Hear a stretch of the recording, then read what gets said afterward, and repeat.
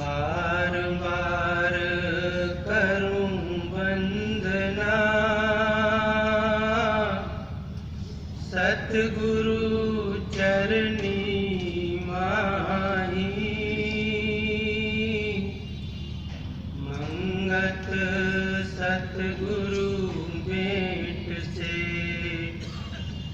फिर गर्भ नहीं आई। बार बार करूं वंदना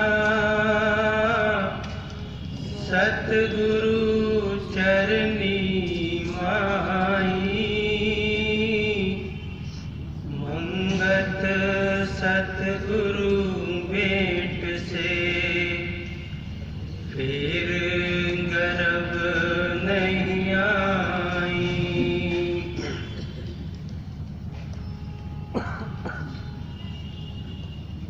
आज का विचार भक्ति ही जीवन में सुख का आधार। यदि हम अपने जीवन में निगाह डालकर देखें तो जन्म से लेकर मृत्यु तक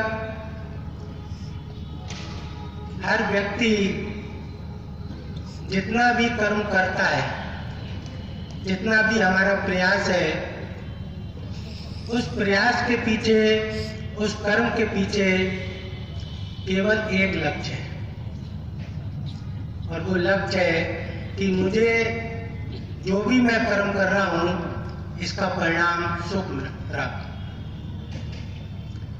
कोई भी व्यक्ति दुख के लिए कर्म नहीं करता, सबका प्रयास एक ही है कि मुझको प्रत्येक कर्म के पीछे उसका परिणाम सुख रूप हो। इसलिए कर्म तो हम करते हैं सुख के लिए, लेकिन सारा जीवन कर्म करने के पश्चात भी यदि हम अपने जीवन में निगाह डालें तो वो परिणाम हमको प्राप्त नहीं होता जो हमारा लक्ष्य था। ये हम सबके लिए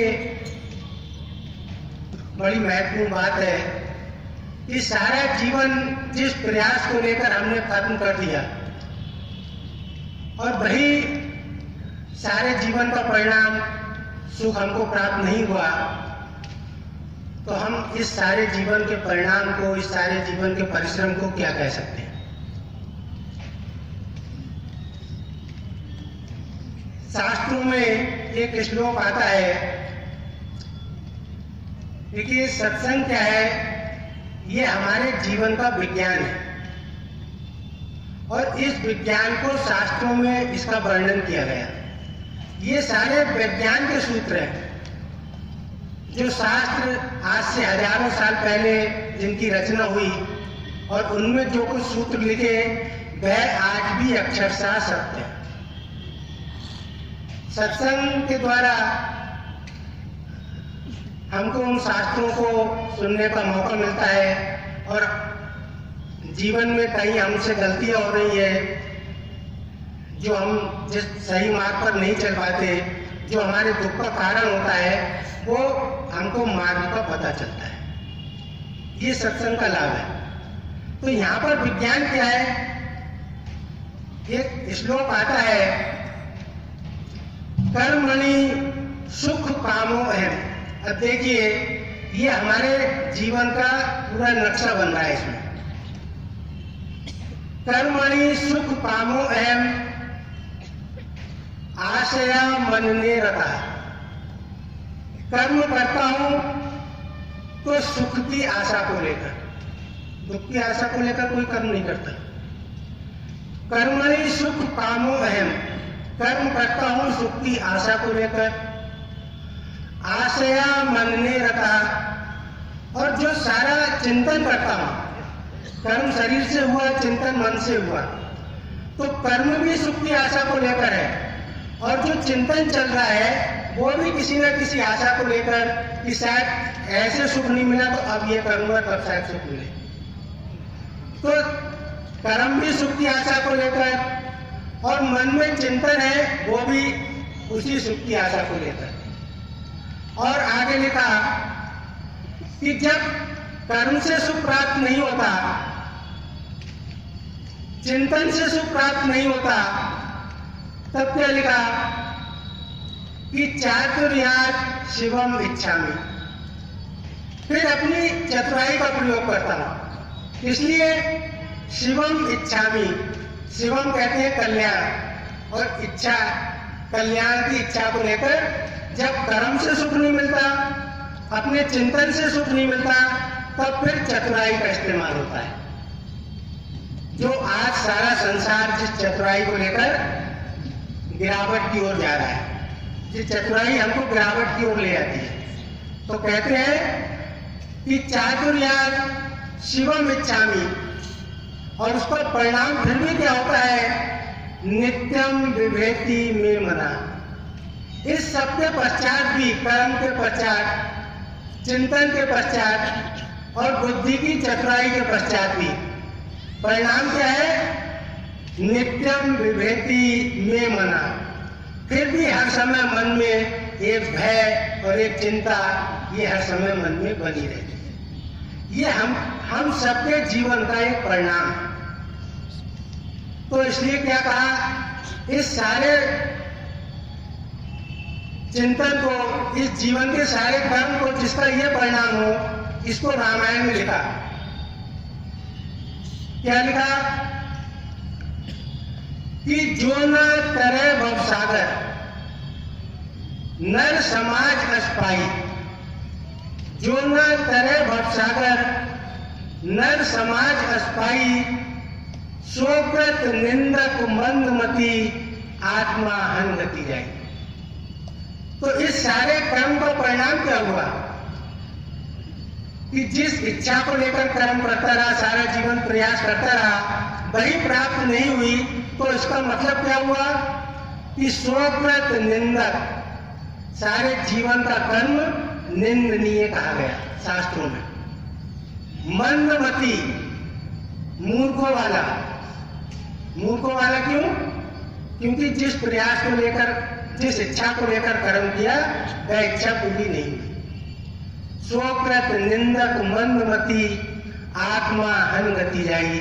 आत्महत्या करने के समान ये सारा जीवन व्यतीत हो गया। आत्महत्या इस सेंस में कि सारा जीवन परिश्रम करने के बाद, सारा जीवन संसार में प्रयास करने के बाद अगर अंत में निराशा ही गया, तो सारे जीवन का परिणाम फिर शून्य हो गया। फिर इसका कारण क्या है? देखिए, एक दिन का विषय नहीं होता। ये जीवन, ये सत्संग जो है, ये सारे जीवन का विज्ञान है, एक दिन का विज्ञान नहीं है। इसलिए रामायण में एक बड़ी महत्वपूर्ण बात और लिखी कि दीर्घ काल करिए सत्संगा, तबई होई सब संसार। ये दीर्घ काल, क्योंकि दीर्घ काल हम प्रयास करते हैं, एक दिन का प्रयास नहीं, दीर्घ काल प्रयास करते हैं, सारा जीवन प्रयास करते हैं। तो इसलिए सत्संग भी जब दीर्घ काल तक करते हैं, तब हमको वास्तव में उस मार्ग का पता चलता है। अब मार्ग क्या है? हम जितना प्रयास करते हैं सुख प्राप्ति का, उसका निचोड़ देखें, वो सारा सुख संसार के कामों में, संसार के पदार्थों में, वो संसार में हम उस सुख को ढूंढते हैं। बस ये गलती है। आप देखिए, शुरू से जब से होश संभाला, संसार की ही दौड़ चल रही है। पहले बहुत पढ़ाई की तो ये सोचते थे कि बहुत पढ़ लिख जाएंगे, बहुत विद्यावान हो जाएंगे, तब कहीं अच्छी सर्विस मिलेगी, अच्छा व्यापार करेंगे। जब बहुत विद्या अध्ययन कर लिया, तब कोई अच्छी सर्विस मिले, अच्छा व्यापार चले, बड़ा धन प्राप्त हो गया, उसके बाद विवाह हो जाए, बहुत सुंदर पति मिल जाए, पत्नी मिल जाए, फिर परिवार बढ़ जाए। यही सब सारा जीवन संसार में हम ढूंढते रहे सुख को, और ये सब हमारे सब हो गया। लेकिन यदि हम अपने दिल पर हाथ रख के देखें तो कोई व्यक्ति क्या ये कह सकता है उनमें से कि हाँ आज मैं पूर्ण संतुष्ट हूँ, आज जिस सुख की मुझको तलाश थी वह सुख मुझको प्राप्त हो गया? ये कोई नहीं कह सकता। तो संतों ने इस बात का निर्णय दिया। वहां लिखा, देखिए सब संत एक बात कह रहे हैं। गुरु नानक देव जी ने कहा कि नानक दुखिया सब संसार। महाराज जी की वाणी आप पढ़ें, रामायण पढ़ें, वहां लिखा कि कोई वस्तु नहीं संसार में। ये संतों का निर्णय है। हम आज भी सत्संग बहुत सुनते हैं, बहुत ईश्वर की पूजा पाठ करते हैं, और ईश्वर की पूजा पाठ के पीछे एक इच्छा खड़ी होती है, क्या कि मैं ईश्वर की पूजा पाठ करता हूं, इतनी भक्ति करता हूं तो मुझको बड़े सुख प्राप्त होंगे। लेकिन जब वो सुख की इच्छा करते हैं तो अंदर से धारणा यही होती है कि वो जो सुख प्राप्त होंगे वो संसार की वस्तुओं से ही प्राप्त होंगे। खड़े वहीं पर होते हैं,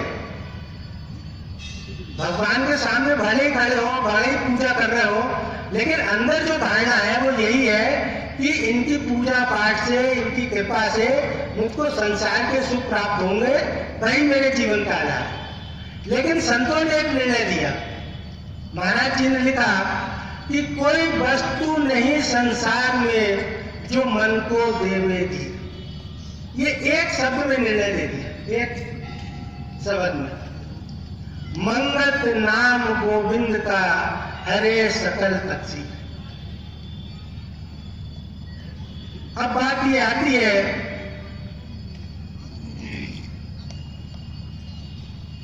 कि हमको ये बात अंदर नहीं बैठती। आज भी हम यहाँ पर खड़े हैं कि संसार का पैसा हो, संसार की भोग वस्तुएं हो, संसार के अन्य पदार्थ हो, स्वस्थ शरीर हो, तब मुझको सुख प्राप्त होगा। लेकिन संतों का निर्णय इसके बिल्कुल विपरीत है। वो कहते हैं कि सुख केवल ईश्वर की भक्ति में है, संसार के किसी पदार्थ में सुख मिलने वाला नहीं है। उन्होंने एक ही निर्णय दिया। उपनिषद में लिखा, वहां पर लिख रहे हैं, देखिए, क्योंकि हम धारणा यहीं पर खड़ी रहती है कि शायद मेरे पास ये वस्तु नहीं है इसलिए मैं दुखी हूं। लेकिन उपनिषद में लिखा, यदा चर्मवत आकाशम। ये देखिए, ये फाइनल निर्णय है, और हम इस निर्णय को आज माने या और 10 साल बाद माने, या सारा जीवन खत्म हो जाए, या कई जन्म बीत जाए, ये हमारे ऊपर है। लेकिन अंत में निर्णय यही मानना पड़ेगा जो शास्त्रों में लिखा। और वहां पर निर्णय क्या लिखा? हम लोग शास्त्र की बात तो करते हैं, लेकिन उसके सिद्धांतों को, उसके सूत्रों को नहीं समझते। वहां पर एक सूत्र लिखा, यदा चर्मवत आकाशम वेष्टैष यन्ति मानवा तदा देवम अभिज्ञाय दुखस्य अंतो भविष्यति। अर्थात आपको सुख कब प्राप्त होगा? संसार की वस्तुओं में। ये उसको बता रहे, संसार की वस्तुओं में सुख मिल सकता है आपको, लेकिन एक शर्त है, अगर ये शर्त पूरी हो जाएगी उस दिन संसार की वस्तुओं में आपको सुख मिलेगा। और वो शर्त क्या लिखी? यदा चर्मवत आकाशम। जिस दिन ये मनुष्य इस आकाश को चमड़े की तरह अपने शरीर पर लपेट लेगा, ये शर्त लिखी, संसार में उस दिन सुख प्राप्त होगा। कह रहे हैं, जब मनुष्यगण आकाश को चमड़े की भांति लपेट सकेंगे, तब उन परम देव परमात्मा को बिना जाने भी दुख समुदाय का अंत हो सकेगा। ये देखिए, ये बता दिया मार्ग। अब हम समझ लें कि संसार में जिस सुख की हम तलाश कर रहे हैं वो सुख हमको किस दिन प्राप्त होगा और संसार के दुखों का अंत कब होगा, क्योंकि हम सारा जीवन संसार के सुख प्राप्त करने में और इन दुखों को दूर करने में खत्म कर देते हैं। तो ये हमारा प्रयास उस दिन सफल होगा जिस दिन ये मनुष्य की जिस दिन मनुष्यगण आकाश को चमड़े की भांति अपने शरीर पर लपेटने में समर्थ है। अब आप समझ लीजिए कि वो समर्थता हम लोग कब आएगी कि जिस दिन हम आकाश को चमड़े की भांति लपेटें, तो उस दिन हमारे दुखों का संसार में अंत हो सकेगा। अब बात आती है फिर ये सुख प्राप्त कैसे हो, ये यहाँ का विज्ञान है। अब देखिए वो क्या कह रहे हैं,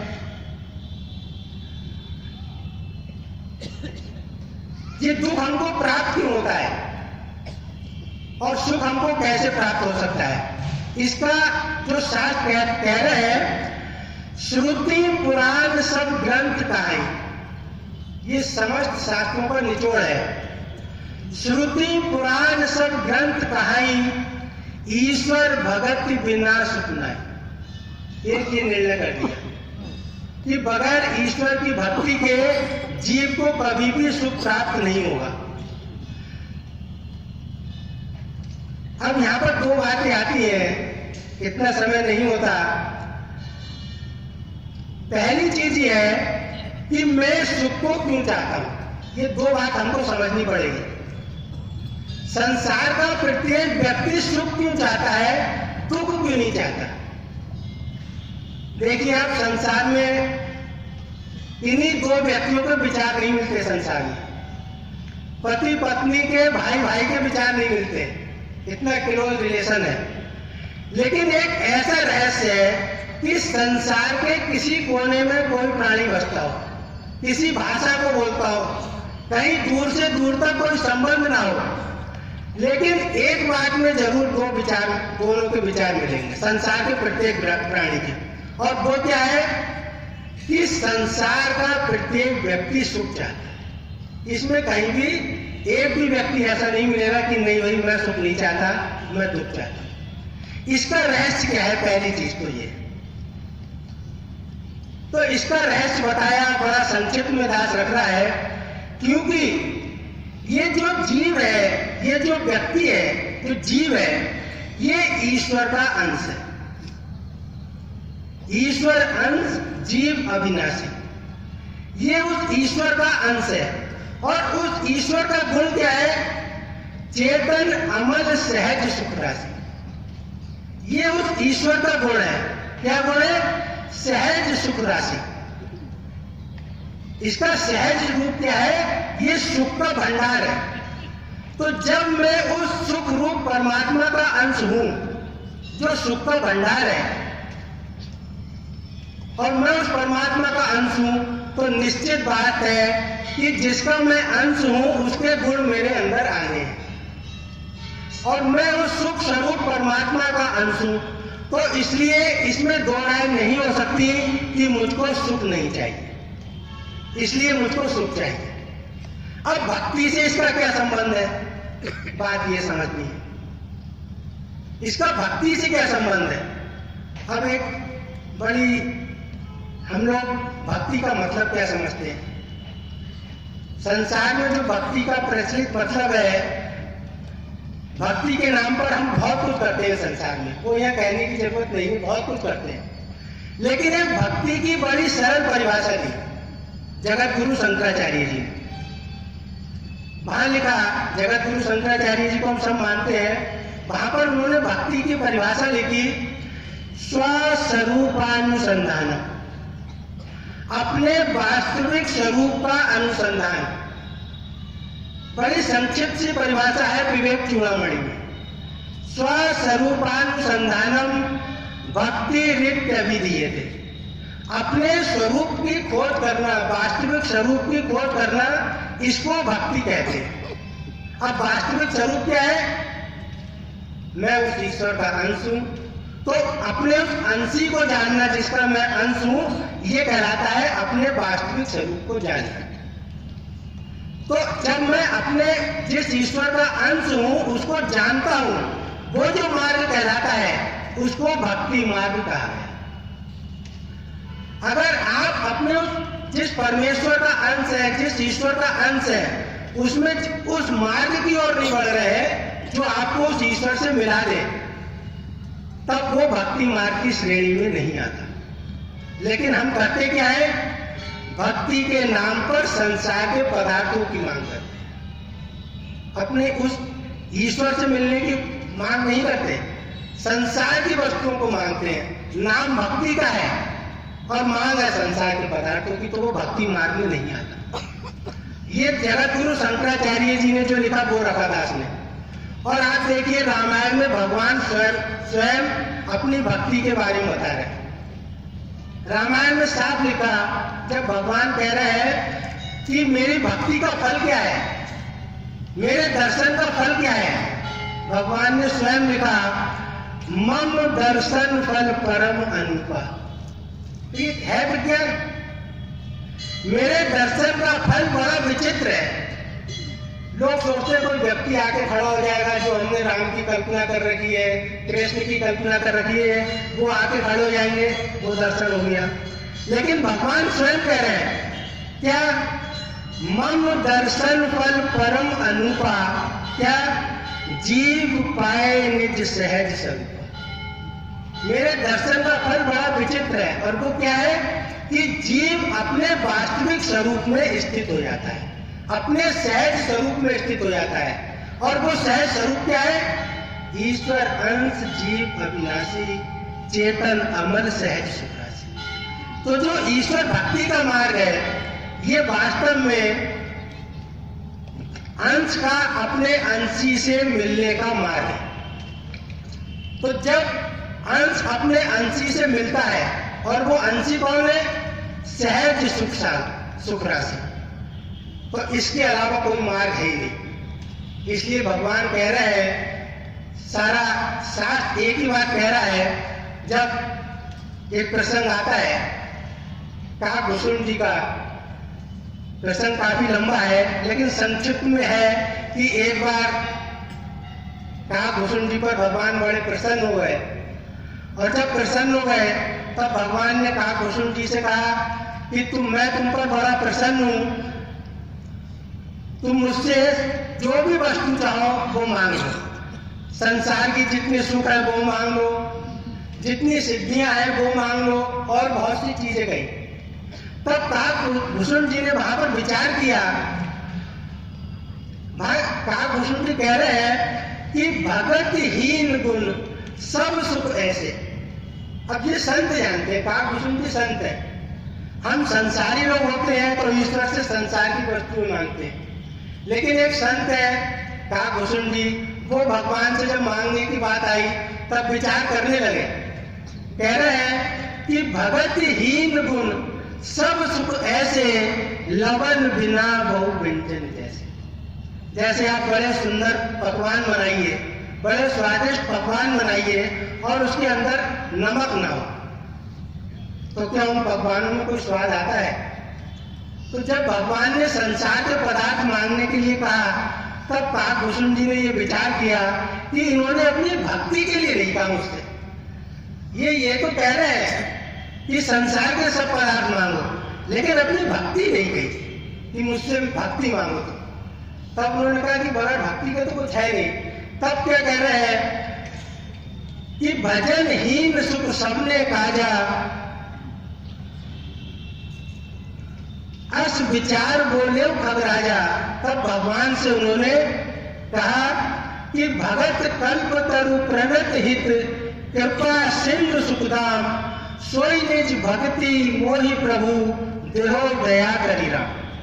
भगवान से केवल एक उनकी भक्ति मांगी, और जब काकभूषण जी ने भगवान से भक्ति मांगी तब उनका एक भगवान का क्या एक जवाब था काकभूषण जी की चतुराई पर। वो देखिए, वो कह रहा है कि सब सुख खानी भगति तय मान। मैंने तो तुमसे संसार के सारे पदार्थ मांगना कहा था, लेकिन तुम बड़े होशियार निकले, तुमने इकट्ठे सब सुखों की खान भक्ति मांगी, अब अलग अलग पदार्थ मांगने की जरूरत नहीं है। तो कह रहे हैं सब सुख खानी भगति कह मांगी, नहीं जग को तो सम बड़वा। तो इसलिए सारे संत सारे शास्त्र केवल एक बात का निर्णय दे रहे हैं कि बगैर भक्ति के जीवन में संसार के कुछ भी पदार्थ प्राप्त हो जाए, जीव को कभी भी सुख मिलने वाला नहीं है। एक संक्षिप्त से इसका रहस्य है, हम अपने इस मार्ग को बदलें, क्योंकि हम इसी धारणा में खड़े रहते हैं, ये जीवन भर हमसे खत्म नहीं होती कि संसार के पदार्थों में सुख है। संत इस मार्ग को हमको हमारा मार्ग सही करते हैं। महर्षि रमण के पास एक शिष्य बैठे थे, इसी धारणा को लेकर बैठे थे। महर्षि से वार्तालाप चल रही थी कि संसार के पदार्थों में सुख है। महर्षि ने बड़े संक्षिप्त में उनके इस भ्रम को दूर किया। कैसे किया? कहने लगे अगर संसार के पदार्थों में सुख है तो किसी व्यक्ति पर कम पदार्थ है तो उस पर सुख कम। तब उन्होंने कहा हाँ, और यदि किसी व्यक्ति पर अधिक पदार्थ है तो इसका मतलब उस पर सुख ज्यादा होंगे। बोले हाँ ज्यादा होंगे। तब महर्षि ने उनके इस भ्रम को दूर किया। वो कहने लगे कि कभी आपके संग ऐसा होता है कि आप बड़ी गहरी नींद में सोते हैं। देखिए हम लोग अपने अनुभव से भी सीख नहीं पाते, क्योंकि हमारी बुद्धि वहां तक नहीं जाती। तब वो व्यक्ति कहने लगा हाँ कई बार जीवन में ऐसा होता है कि हम बड़ी गहरी नींद में सोते हैं। और जब व्यक्ति गहरी नींद से जाकर उठता है तो उसका क्या अनुभव होता है? तब उसका यह अनुभव होता है कि रात मुझको किसी व्यक्ति को गहरी नींद ना आए और सुबह को उठे तो कहता है रात बहुत बेचैनी रही, और जब गहरी नींद से उठता है तो कहता है रात बहुत चैन से सोया। तो वो कहते हैं कि जब रात तुम बड़े गहरी नींद में सोए और सुबह को उठकर ये कहते हो कि रात मेरी बड़ी चैन से कटी, तो वो चैन किस वस्तु पर था? उस गहरी नींद में तुमको अपने शरीर का होश नहीं, उस गहरी नींद में जिस परिवार से तुम इतना प्रेम करते हो उस परिवार का होश नहीं, उस गहरी नींद में तुमको अपनी धन संपत्ति का कोई होश नहीं। तो तुम्हारा सुख जहां पर न शरीर है, न परिवार है, न धन संपत्ति है, तो तुम्हारा सुख शून्य हो जाना चाहिए था। लेकिन तुम जाकर कहते हो कि मुझे बड़ा चैन मिला। तो वो चैन किस बात का था? इस पर विचार करो। तो वो चैन किस बात का था?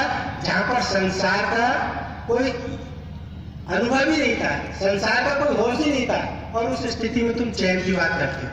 तो इसका सीधा मतलब है कि मनुष्य का सुख संसार की वस्तुओं पर निर्भर नहीं है। हम इस रहस्य को समझे, क्योंकि बड़ा लंबा ये विषय है, बहुत गहन विषय है। इतनी सी हमको बात समझ में आनी चाहिए कि जीव के दुख का कारण क्या है। जीव जब दुख महसूस करता है तो बड़ी संक्षिप्त सी बात है और बड़ा गहरा सूत्र है। जीव को दुख का मतलब है कि जीव प्रभु को भूल गया है। जीव के दुख का सीधा सा मतलब है कि जीव प्रभु को भूल गया है, और वो जो दुख है वो अलार्म है। अलार्म किस बात का? कि तुम अपने प्रभु को बिछुड़ गए हो, उनकी तरफ वापस आ जाओ। जैसे कई बार हम लोग घरों में होता है कि लाइट चली जाती है और जनरेटर चला देते हैं, तो जब लाइट आ जाती है तो वो एक अलार्म होने लगता है और उससे पता चल जाता है कि लाइट आ गई और जनरेटर बंद कर दो। तो ये दुख एक अलार्म है। तो वहां पर लिखा रामायण में कि कहे हनुमंत विपत्ति प्रभु सोई। दुख का मतलब क्या है? कहे हनुमंत विपत्ति प्रभु सोई, जब तब सिमरन भजन न। तो ये दुख एक अलार्म है जो हमको प्रभु की याद दिलाता है, और इसीलिए कहा कि दुख में सुमिरन सब करे, सुख में करे न कोई, और जो सुख में सुमिरन करे तो दुख पाएंगे। तो दुख का सुख का हमारे ईश्वर भक्ति से सीधा संबंध है। ये निर्णय संतों ने दिया। हम इस बात को ध्यान रखें कि जब तक हम भक्ति के सही स्वरूप को नहीं जानेंगे, तब तक संसार के कितने भोग पदार्थ हमको प्राप्त हो जाए, हमारे जीवन का दुख मिट नहीं सकता। तो सत्संग का ये लाभ है कि हम इस रहस्य को समझें, और जो संसार की तरफ एक सुख की इच्छा लेकर दौड़ रहे हैं, ये कभी हमको सुख प्राप्त नहीं होने वाला। ओम ब्रह्म सत्यम सर्वदा। ओम ब्रह्म सत्यम सर्वदा।